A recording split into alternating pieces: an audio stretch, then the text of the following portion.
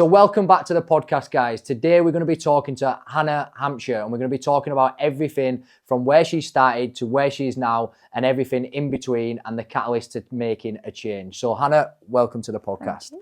So just like we start every single podcast, tell me a little bit about like what you've done in the past, what you've tried, what has worked, what hasn't worked, and what was the actual catalyst to you joining up? Did you see something online? Was you unhappy? Talk to me a little bit about all that. Slimming World. Yeah, I don't know whether we're meant to say that word. No. So we have kind of had this backwards and forwards, and as you well know, like I don't go all over social media and talk about it and stuff like that. But you will often see, I would say, popular diet club. But yeah, I think it's apparent that a lot of people have come from that kind of background. So the other ones as well. So I've done both. Been with my whole family. All of them. It used to be a family affair. We'd go down to one of the clubs on an evening and then go out for tea afterwards. Together? All together. All together. Because we're all a bit big. We're all a bit big. So so you've done obviously some popular diet clubs. Yeah. What did you get some success with them? Very brief, and then I'd just go back. But we used to do it and go for a weigh-in, and then you'd just go back and eat a load of rubbish afterwards and not exercise. Whereas obviously now I do have the education to be able to manage myself. Yeah, and I think that's the common misconception, isn't it? And I think this is a trend that I've seen a lot, because obviously I've worked in the fitness industry for over 18 years, and I actually aren't that well versed with these diet clubs, let's say, because I've always worked in a gym environment. And I would probably say the benefit of working online is you're exposed to more people. More people probably don't want to, but more people end up listening to you. I'm pretty relentless in that sense, but you get exposed to a lot of different people, and we've definitely had an influx of people recently, probably since COVID and all, from Gemma, of people joining from diet clubs. So I am kind of, prior to the online, I wasn't well versed in kind of what the culture was like inside these diet clubs, and I'm not one to judge either, but this does seem to be a common thing where people say they would starve themselves all day, weigh in, and then make it an occasion and go for food. So that's not the first time I've heard that. So is that something you'd witnessed growing up? What kind of, where did that come and I've from? always said, me and my family, we're all an if, when and but family. Right, okay. So we always used to be a very much, when that happens, so when I've got an occasion, I'll lose weight for that. Or if this happens, then I'll get sorted. We're like that with everything. So I think realising that was what changed everything. Right, okay. Because we realised sort of like, if we've got a weigh in, we'll go lose some weight. Yeah. When we've got this done, and we used to make a lot of excuses. So I call it an if, when and but family, because we always used to say, we'll lose weight, but I actually don't want to because I've got that event at the weekend, or I don't like walking, so I'm not going to go. Yeah. So we used to make excuses all the time. Yeah. And when you say family, who are we talking about here? Like the mum, grandma, dad, sister, everyone. So obviously for the viewers that are watching, I say that like we're going to have like 90,000 people, but you never know. But obviously I've met your sister. Your sister's on the program. Yeah. She's been to the events. Actually came to an event as a guest, didn't she? She wasn't actually a member at that point. So obviously I'm well versed in kind of in the family background. So at what point did that kind of change for you then? Did you start calorie counting? Did you just get to a point where you're like, something's got to change? What was it? I think mine, for me, was my little one. Yeah. So I don't want to pass that down. I don't want her to make excuses and be unhappy and have the same rolling program of eat, get fat, be sad. And that's it. Yeah. And I think I massively relate to that, because obviously I speak quite open about like what I was like post kids and I mean pre kids and then post kids, and my firstborn literally was the catalyst for change for me. It literally was that moment where I kind of unpicked loads of things about my personality, loads of things that I did, coping strategies. And for me, although it clearly wasn't about eating and stuff like that, it was like this alpha male syndrome that had kind of like served me really well. But if I wasn't careful, was going to pass on some not so good habits. And I think that's one of the things I always say, that I will never patronize people. I'm never going to sit here and say, I understand what it's like to go through a slimming club. I understand what it's like to gain weight, because I clearly don't, do you know? But I've worked with a lot of people that do. And also I can relate in the sense that for me, like you've just said there, obviously passing it on, that was massive for me as well. So talk to me a little bit about kind of, okay then, how old's the little one? Like, at what point was the realisation, I don't want to pass this on, and kind of when you decided to make that change then? Yeah, so she's 4 in February, so she's still in a little.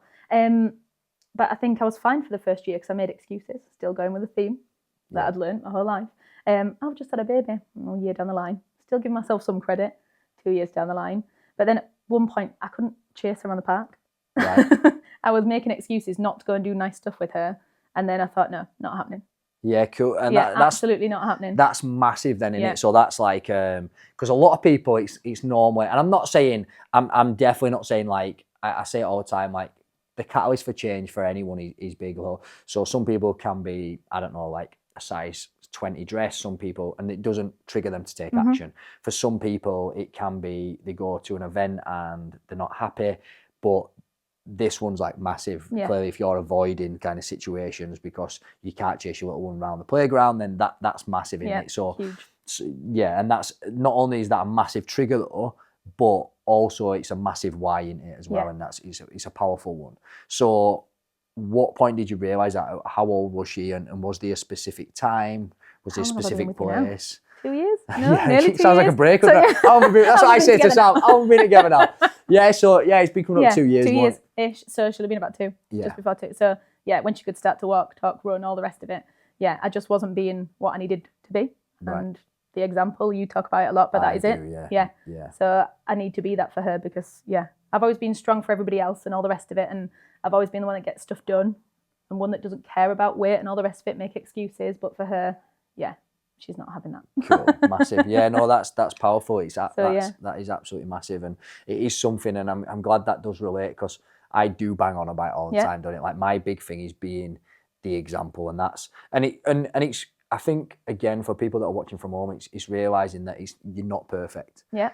I talk about all the time. We've had some great success with the business, and we've literally just spoke about off air, didn't we? Like how I've been a little bit anxious because I've not been on my phone every 2 minutes, but it does make me realize that.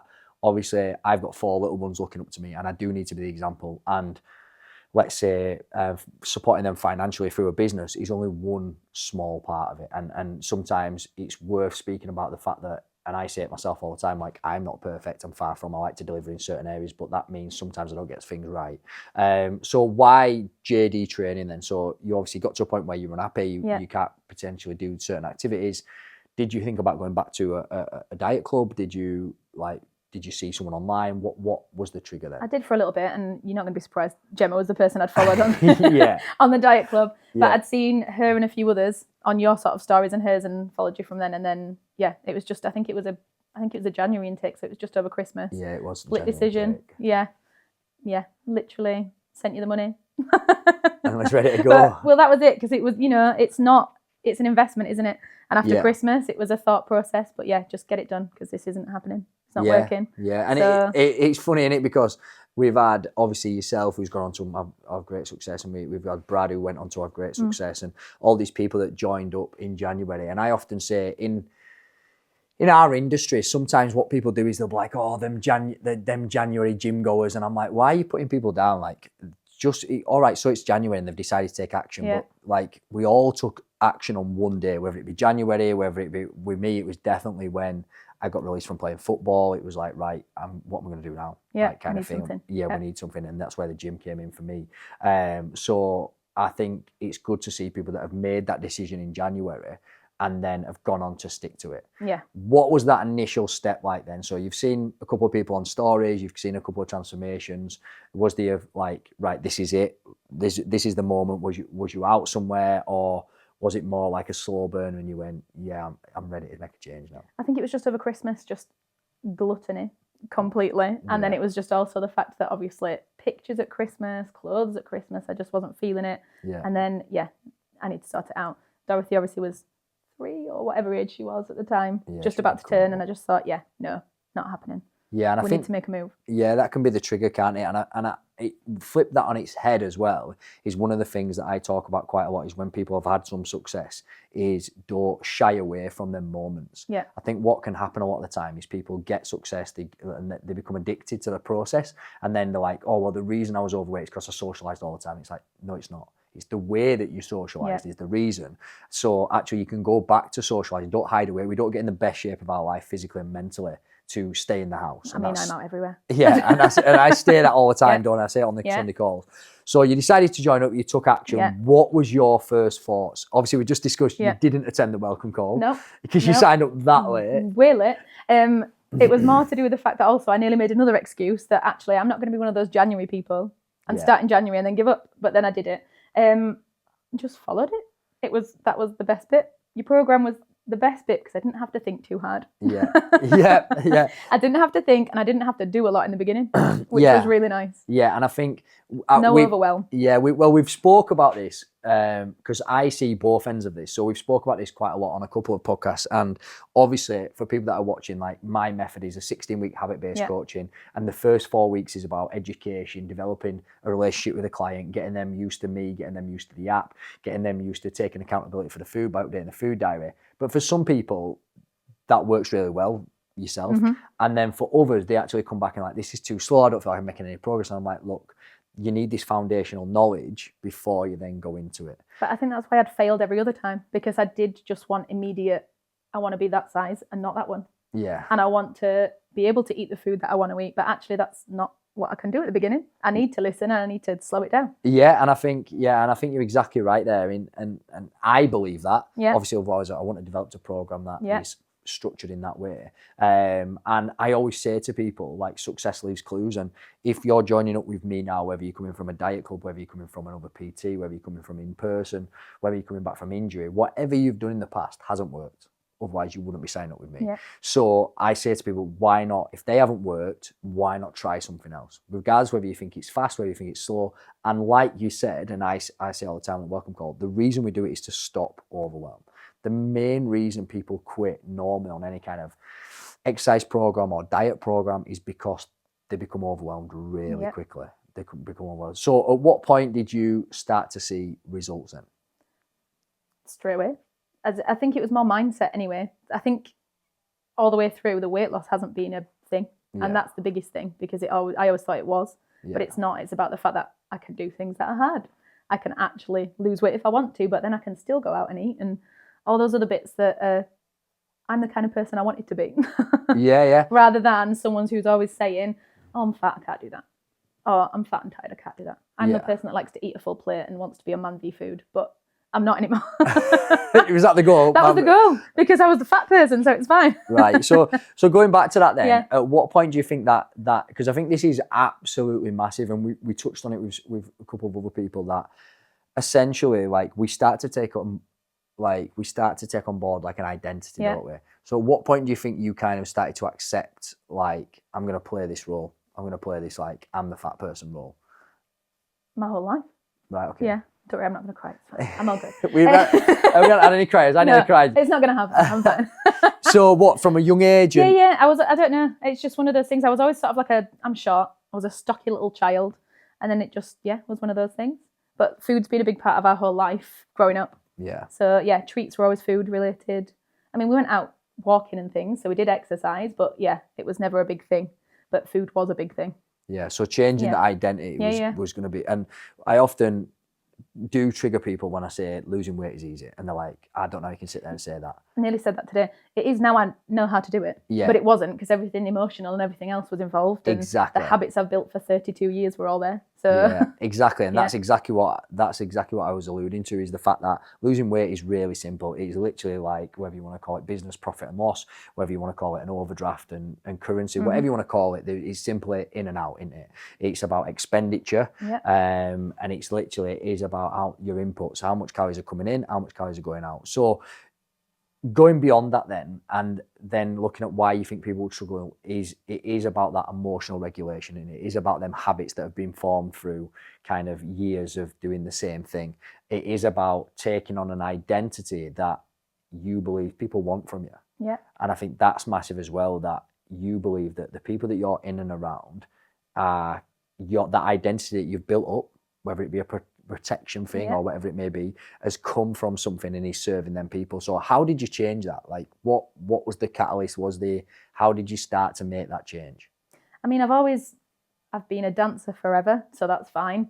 There was a point that I couldn't do it as well because I was bigger. But I think it was more the fact that I just didn't care. This is what's going to get me completely focused where I need to be for my little one and me, and that's it. I don't care what people are saying. The amount of people that have removed me off Instagram because they're sick of seeing me in the gym. Is that right? Yeah. Don't care. I'm doing what I need to do. But yeah, I think having the community that you've built has helped as well, because obviously, like you say, surround yourself with people that have got the same goals as you. Yeah, 100%. That's helped a lot. Yeah, I think that's good in life, and I think one of the big moments, and obviously you've gone through periods where you've lost weight, you've gone through periods where it's stagnated, you're coming into a period where you've lost when was it? It was, I remember seeing on social media, and you was like, from this point on, we're going to lose weight kind of thing, and then you went on this like quite a rampage, didn't you, of like losing weight? But I thought it tied in with, and I might be wrong, when your sister joined as well. Maybe, I don't know, because obviously with her shift patterns now, she's not actually, but I don't know whether it was just because she was alongside. So yeah, I don't know. I just feel like it's been really helpful because I've had those waves, but it's not mattered because it's just life. And like you said about the process, and that's what I've been enjoying. So occasionally there are weeks or months where I'm just a bit like, I'm all right to just chill. I've got other focuses in my life, career, home, whatever. But then occasionally I do just want to get stuck in and focus. So yeah.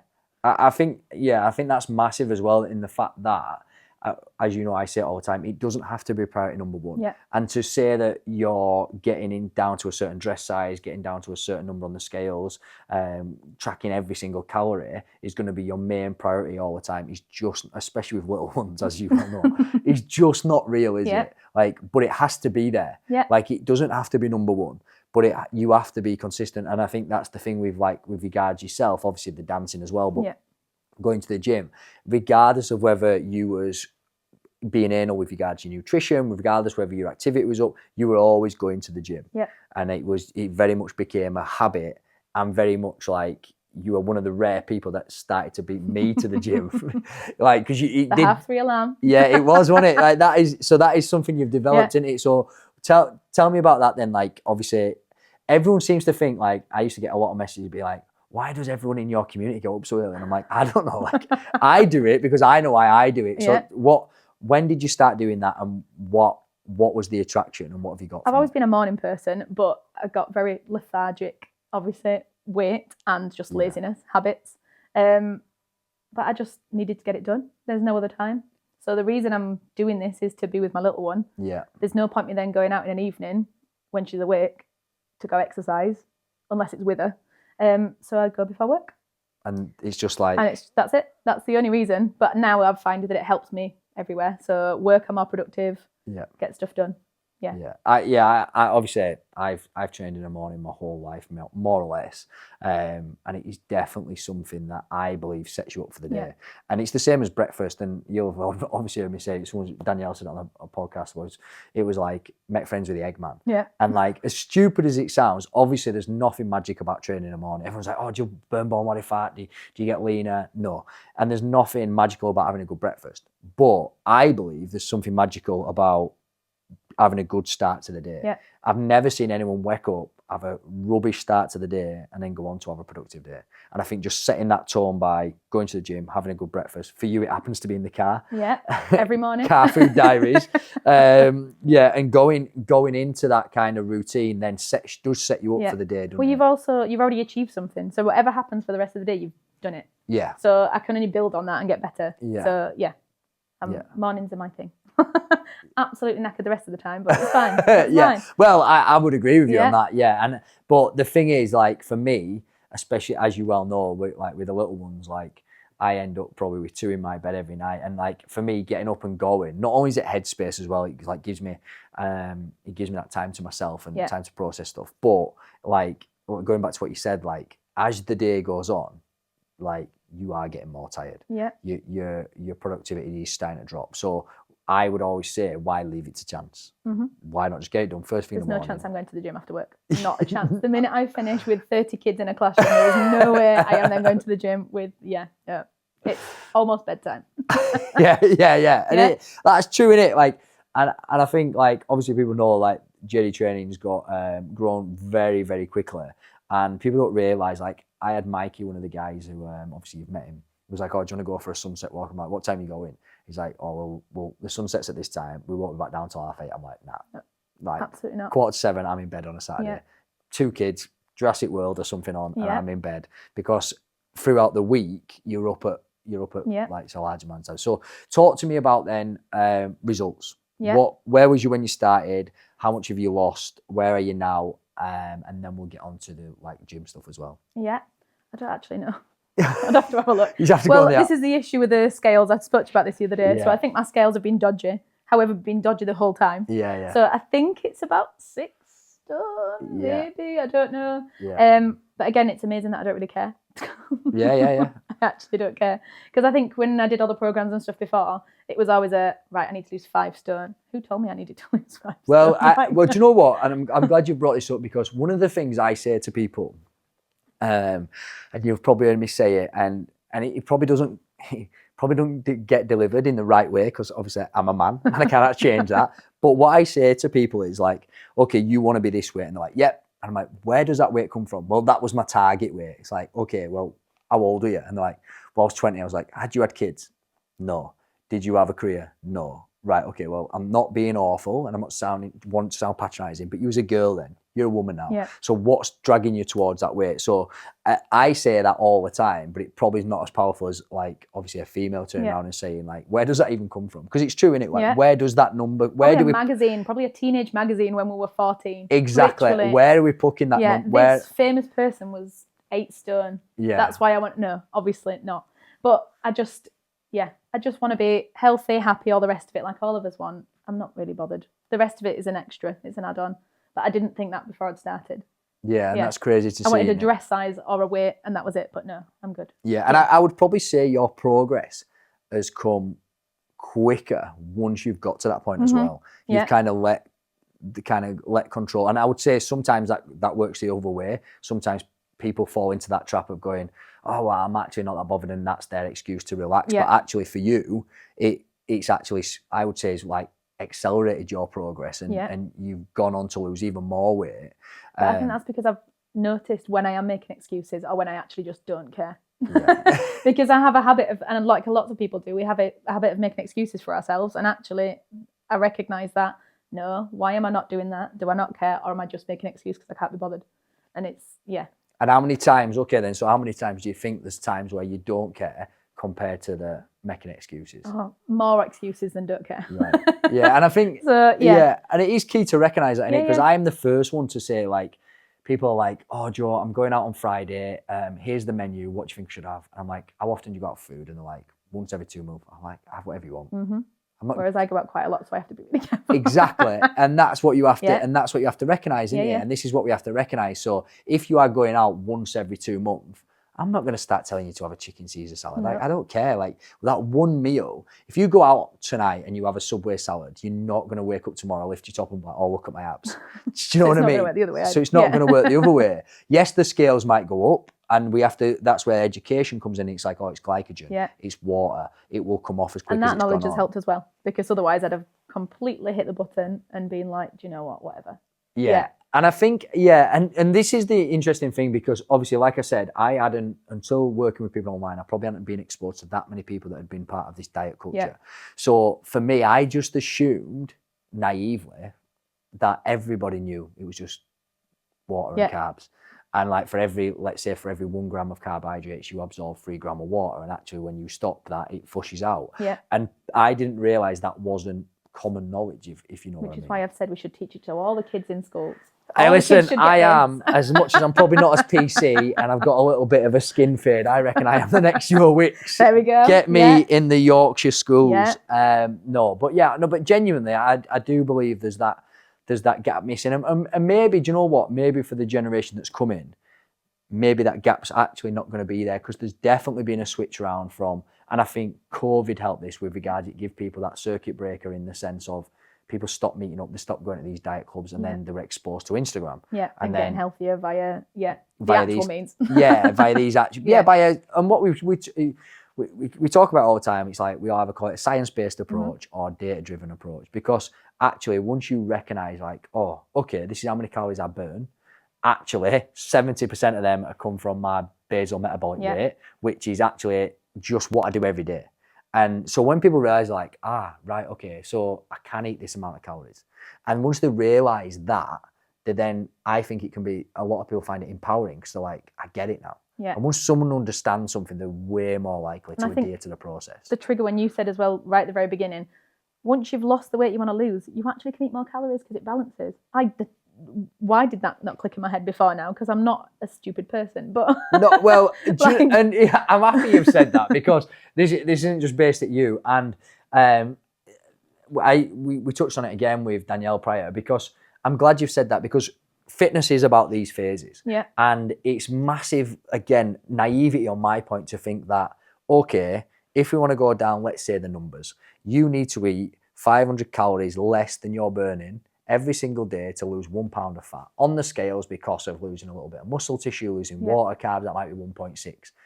Okay, let's reverse that and go, you could have an extra 500 calories every single day, and that, at the weight you're at now, is your maintenance calories. And people are like, what? Mm-hmm.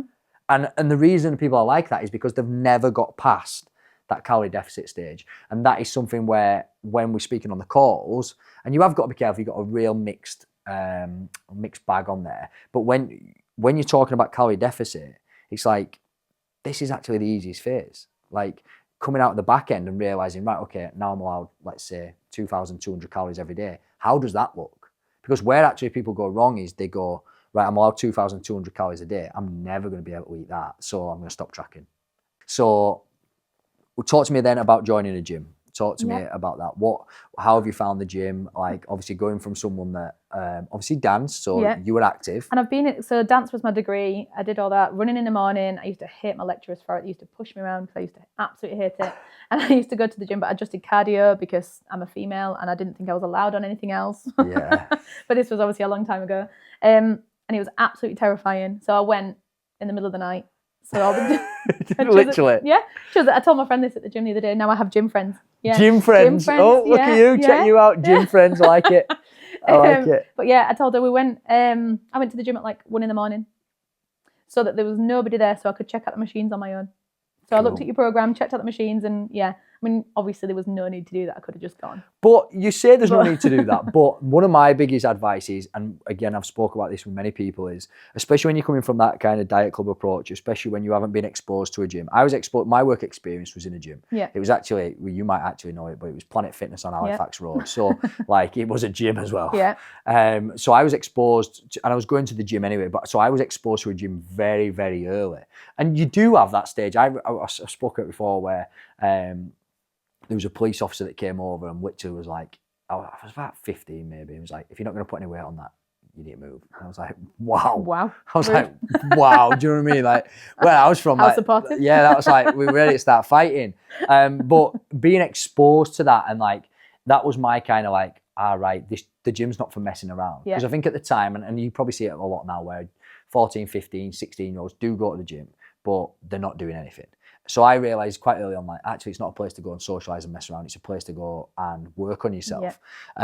So yes, it is quite extreme going in the middle of the night. But one of the advice that I give out to people is just get through the doors. Get through the doors, get on a treadmill. While you're on the treadmill, just look around and be like, right, that's the chest press, right? Where's this? Where's that? What area of the gym do I need that in? Like, where do I go? I think one of the big things about having a program is, as long as you know where you're going. So it's like, right, after the bench press, I go over to the shoulder press. That right, the shoulder press is there, so I know I'm going from here to there. Right. I mean, I do that. So I stand on the treadmill or the stepper because they're on a little platform above everybody else. Yeah. And I just check out where I'm going next. And if I need to, I just drink my water and pretend I'm scrolling on Instagram if I need to have a little look around. Like a sneak look around. But it is extreme going at 1 a.m. But I think it's one of them things where if that's what you need to do and that gets you through the doors, especially with a lot of 24-hour gyms now, it's like, if that's what you need to do to get you through the doors, and just go there, even if you don't work out and you just walk around and you're like, that's that. You look on the app, you see me doing it on the video, and you're like, right, okay, that's where that is. So if I'm doing that and that together, I'll be best going there. Yeah. Is absolutely massive. Is there a stage where you started to realise, actually, I quite enjoy this? Yeah, at the beginning. Yeah. No, just the whole time. I've really, really loved it. Absolutely loved it. Terrifying, especially when I booked an induction as well. That was one of the things I did, because I think you'd said at one point. So I booked an induction. The man wasn't very nice at all. All right. Yeah, looked me up and down. told me I didn't need to do any weightlifting, I needed to do cardio. Ah, nice. So then I proved him wrong, so it's fine. I don't really care. That's a nice guy, isn't it? And I think... Because obviously I still had a bit of weight to lose at that point, but yeah. Well, but on who's, again, this is why one of the reasons I get people to do a goals and ambitions form is because it isn't... And I probably fell into this when I was younger, where I probably wanted the result more than the client.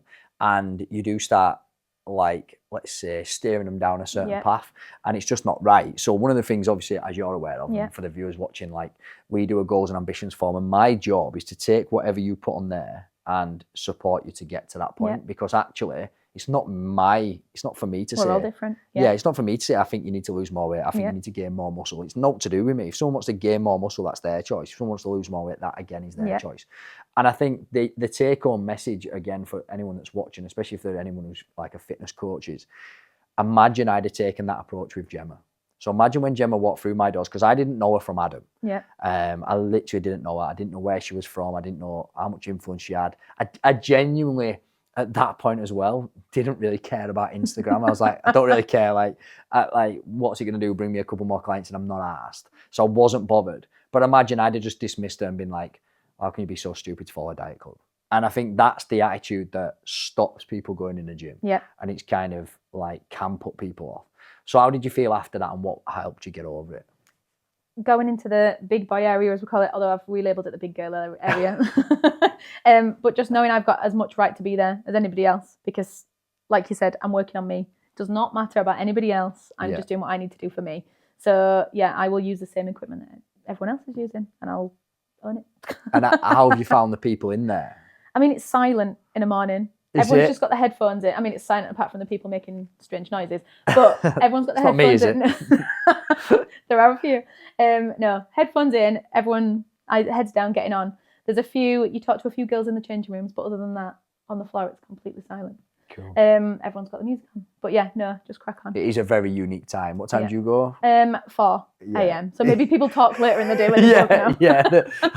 As the day gets later on, they people actually converse. Converse, that it is true. To be fair, I forgot about that bit. Yeah, you are going at 4 in the morning. Like most people are either asleep or coming off the back of a shift. Coming off the back of a shift. Cool. So kind of to round it all up then. So what would you be your, like, if anyone's sat in the background watching, thinking about joining, or even thinking about starting to track food, because that can be a big step for people, is tracking food. What would your advice be to them, and what was any advice that you got at the beginning that really stuck with you? Small steps, and actually question yourself, because that was my big thing. I just coasted, made excuses for myself. I need a bar of chocolate because I've had a sad day. Or I work really, really hard and I deserve this and I haven't got time for myself for anything else to do fun, so I'm just going to eat some chocolate.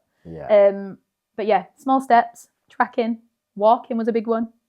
And like I think you said to me the other day, something about confidence, that's where that comes from, keeping promises. That would be my big thing. 100%. And I say to people, you can't fake it. So someone asked me, as you see in the questions in the group, someone asked me about imposter syndrome, said, do you get imposter syndrome? And the answer is no. But the reason I don't get imposter syndrome is because I've given literally my heart and soul over the last 2 years to a process. And I've been through it all. I've been through the good times. I've been through the bad times. I've been through the struggles. But one of the things that like did catch me off guard, and you'll have met her, is Kelly. So Kelly was the first person to call herself JD Training in her Instagram handle, which at the time, like, well, you know where I'm from. So at the time I was like, some boy off Wyke Estate, and now someone's like calling using themselves. Your name. Yeah, I was like, that's odd. And Kelly knows this, and we will have Kelly on the podcast at some point because she is a massive OG and lots of people have seen her transformation and joined. But literally, I remember saying to Kelly at the time, I thought you were going to be weird. And she was like, what do you mean? I was like, well, for you to like put JD Training in your name, I genuinely thought, I don't know. Like, and she was like, no, I'm doing the program. So, but that was probably like a bit of imposter syndrome for me because I hadn't realized how far it had gone. Yeah. And I was still working on it. But you're right, like the confidence, because people often go like, oh, well, I want to make a change, but I'm not sure. Of course, you're not going to be sure. And scary things are scary because they're scary. Yeah. And because you've tried before and failed. Yeah. And you can only relate to the experiences that you've got. Yeah. So when you're trying to look for confidence, you can't have confidence because essentially what you've got is in the past is a lot of experiences that haven't worked. But that being said, you build that up daily. And again, a lot of my coaching, a lot of my thinking, a lot of my kind of protocols come from Atomic Habits. And Atomic Habits says in there every single day, which is like every action that you take is a vote for the person you want to become. Yeah. And that goes back to exactly what you said there. If you have enough good days, if you have enough days where you take action, enough days where you call yourself out on all of these things, eventually you kind of build this like new version of yourself. And that's kind of the version that you have to step into. And that's something that we talk about lots on the program. A lot of the calls are around kind of the psychology around it, because yes, of course, losing weight is easy. It's calories in, calories out, but not only getting the results, but keeping them results means that you have to transition into that person. Yeah. And I think the catalyst for all of that, and you'll know that I'm a big believer in this, is like, what is your why?